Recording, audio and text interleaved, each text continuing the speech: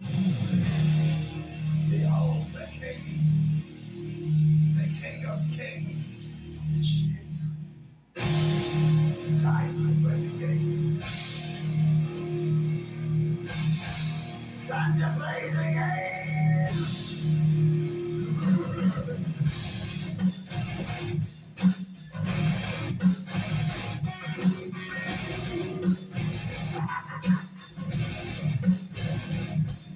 It's all about the game. And I can play it all about control. And you can take it all about your.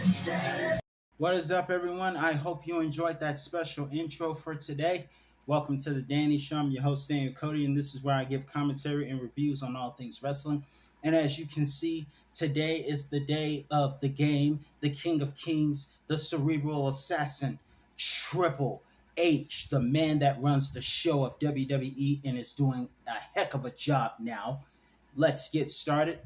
Also, part one is already up from last year on my top 10 favorite Triple H matches. This is part two, and I also have a short release today for Dolph Ziggler and Adam Page in Fantasy Warfare. Be sure to check those out. But right now, let's get started with my top 10 favorite matches, part two of Triple H. And we start off at number 10 at WrestleMania 26 with himself versus newcomer at the time, the Celtic Warrior Sheamus. Now, this was actually built as a bit of a dream match between the future and the present veteran, Triple H.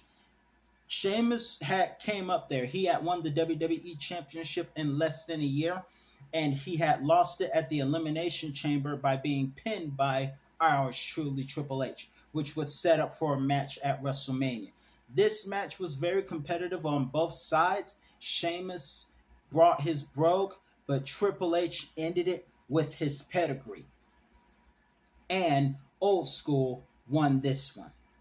At number 9, we have Triple H with his partner Shawn Michaels of D-Generation X taking on McMahon's and The Big Show at Unforgiven Hell in a Cell. Now, what made this match was good. It was brutal, but it was one of the most hilarious matches of all time. I never thought I would say hilarious and Hell in a Cell in the same sentence, but I did. Because with Vince McMahon being the leader of the Kiss My Butt Club, it all caught up to him in 2006 when during Hell in a Cell with his partner Shane and Big Show, Vince McMahon would suffer the ultimate humiliation by having his head shoved up the Big Show's butt, which was one of the most hilarious things I have ever seen. And when Vince realized that DX had pulled the Big Show's trunks down for him to kiss up, the look on Vince McMahon's face was as if Big Bubba in prison was standing behind him. It was hilarious. Speaking of Mr. McMahon, that brings me to number 8. We have Mr. McMahon versus Triple H at Armageddon 1999. Now, this match was really good to me in my personal opinion, and I had the pleasure of reviewing Armageddon 99. But this match was really good. We saw Triple H and Mr. McMahon fight all over the place. It was like Peter Griffin versus the chicken mascot. And I loved those matches. And you got a lot of those matches in 99. But this match was also great. It was brutal. They fought outside. Triple H attempted vehicular homicide. Was that Triple H or Mr. McMahon? I believe that was Triple H that attempted vehicular homicide with a car. Don't put 1999 was a bad year to be an enemy of Triple H because he loves attempting vehicular homicide. We learned that in 99. He loves running over people. But nonetheless, this was a match where Triple H would win, and not only win this match, but there would be a huge plot twist story as Stephanie McMahon would cut the act and join forces and embrace Triple H and truly embrace the role as the greatest one of the greatest female villains in WWE. Next at number 7, we have Hell in a Cell again, except this time Triple H versus friend Kevin Nash for the World Heavyweight Championship at Bad Blood, with Mick Foley as a special guest referee. And the reason for this is because all the referees were afraid of getting injured, like Tim White did in the match with Jericho versus Triple H. However, in this particular match, we saw 2x4s. We saw all 3 men bleed, including Mick Foley. We saw Mick Foley go for the Sacco after being pushed around by Triple H far too much. But that didn't keep Triple H down. It took a sledgehammer and a pedigree to put Nash down for the 3 count, and Triple H won this match, also continuing his reputation as one of the masters of Hell in a Cell, and retaining the World Heavyweight Championship. Next on this list, we have at number 6, Triple H in the Elimination Chamber versus with Randy Orton, Chris Jericho, and Benoit. Also Batista and Edge. And the New Year's resolution in Puerto Rico with Shawn Michaels as a special guest referee. This would be a match. A lot of guys bled in that match, and Triple H left Batista to get eliminated. Batista was becoming really popular. He was growing at the time, as LA Knight is now. But with help from Evolution, Triple H would take down Randy Orton. Randy Orton and Triple H would be the last 2 standing, and Triple H would win the match and be hoisted over Batista's shoulders as the 10-time World Heavyweight Champion. Number 5, speaking of Orton, we have Randy Orton versus Triple H at Super Showdown 2019. This match would actually go down as Triple H's last match. Unfortunately for Triple H, it was in a losing effort, but a great match at Super Showdown overseas. And in my personal opinion, I think Triple H versus Randy Orton should have been the main event. Don't get me wrong. Goldberg and Undertaker should have been a great match. Undertaker's one of my all-time favorites. Unfortunately, that particular match was somewhat of a disaster. Unfortunately, and it was not intended for them to be that way, but it was. I think it would have been better if this match, knowing what would have happened, that match would have been better as the main event of that night. And even though Triple H lost his last match, he would actually get redemption against Randy Orton after they had a brawl inside the Thunderdome earlier in 2021 with Alexa Bliss throwing a fireball at Orton. At number 4, we have Triple H versus John Cena at Night of Champions 2008. This was a redemption match for Triple H because Triple H had never beaten Cena, and the last time they met, Triple H tapped out to the STF at WrestleMania 22. This time around, Triple H survived the STF submission hold and overcame an AA. And it took not 1, but 2 pedigrees to keep John Cena down and retain Triple H's WWE Championship as he was being drafted to Friday Night SmackDown.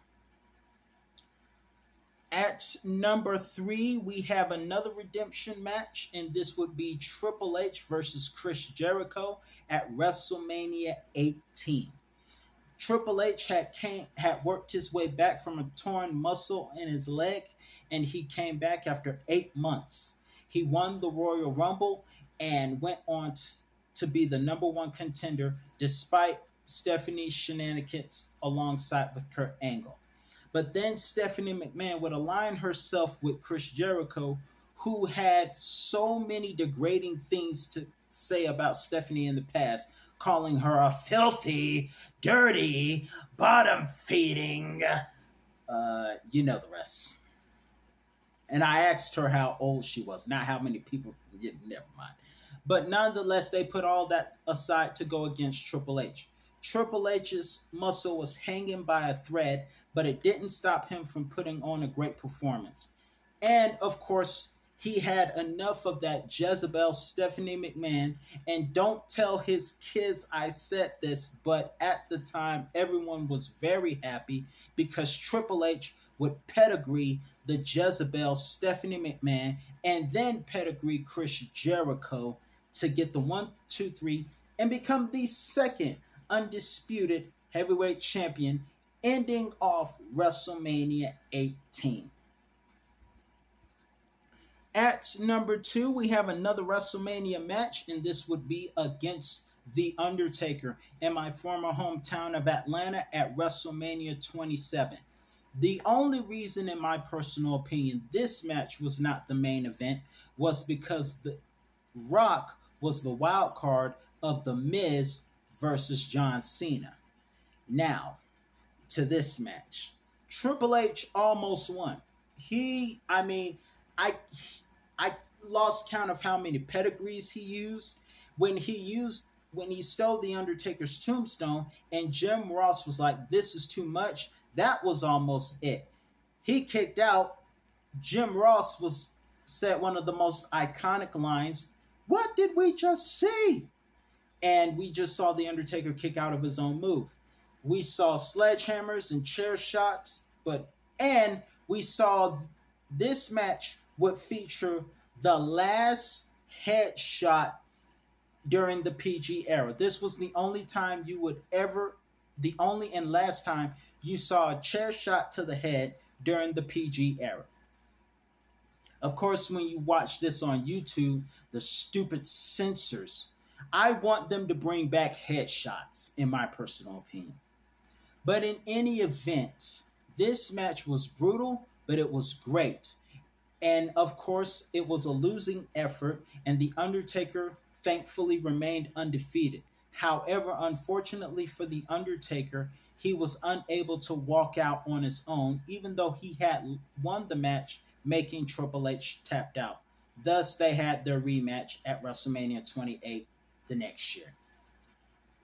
And at number 1, we have to have The Rock versus Triple H at SummerSlam 1998 in Madison Square Garden. And the best way to have an Intercontinental Championship match in Madison Square Garden is a ladder match. This match was really good. Really, really good. The fact that Triple H was able to climb the ladder after having his leg attacked a couple of times was amazing. We saw an extreme people's elbow. We saw a lot of great things. But in the end, it was Triple H who would climb the ladder on one good leg and win the Intercontinental Championship from The Rock. And of course, it doesn't help when you have a ball buster like China in your corner. Now, fun fact, if you saw Young Rock, you know that there was some issues going on backstage as well. And Triple H and The Rock had heat backstage because they thought that Triple H had put word out to Mr. McMahon about him not being worthy. When actuality, rumor had it that it was Shad Frost, whom many say was Shawn Michaels. Nonetheless, they put all of that aside and began to work better together, and this match was a real crowd pleaser, and the fans would show great respect to The Rock afterwards. But this was the early stages of what would be an amazing rivalry between Triple H and the great one, The Rock. And this ladder match was a classic. But that's all that I have for you right now. Let me know in the comment section below, what was your all-time favorite Triple H match? I'm your host, Dan Cody. That's all the time I have for you today. And I'll be back with another review on all things wrestling. And again, happy birthday, Triple H. He is the game, and he's that darn good.